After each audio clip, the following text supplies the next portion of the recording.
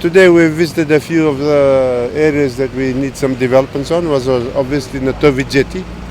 Natovi Jetty is becoming a very, very busy jetty. So we need to have a better presence of MSAF on the Natovi Jetty. We're looking at the site where they'll build their office at the top, and places also where the officers might be able to sleep while they're there. Currently we have officers in Natovi who work 24 hours and then they go home away for 48 hours and so forth. So that's one of the areas that we looked at. And we also looked at some of the water sources.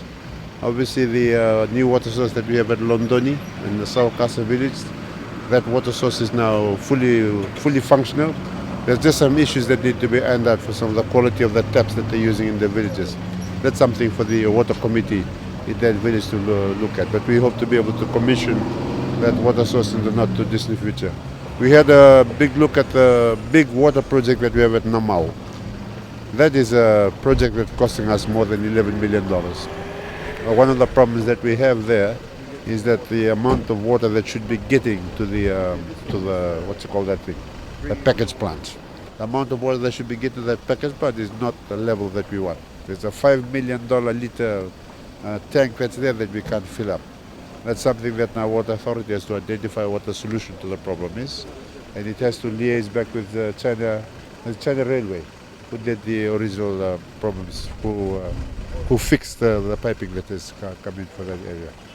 And that was good to see. Then we had a look at also at the water that is being taken across from Wailoka across to Kaba, to the Kaba Peninsula.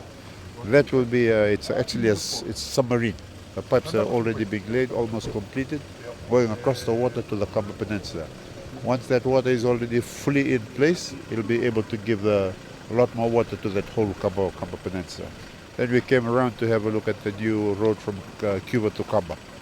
The road is virtually complete. There's just one bridge that has to be finally fixed up, and we're hoping by the month of August that we'll have to see the road fully functional, so that it will provide service to people in that area.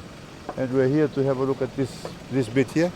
Just been told that 4 lanes should be up and running by, at least by the early August, definitely. The 4 lanes will be up and running. And there'll be a little bit more work to do in terms of the beautification of the site.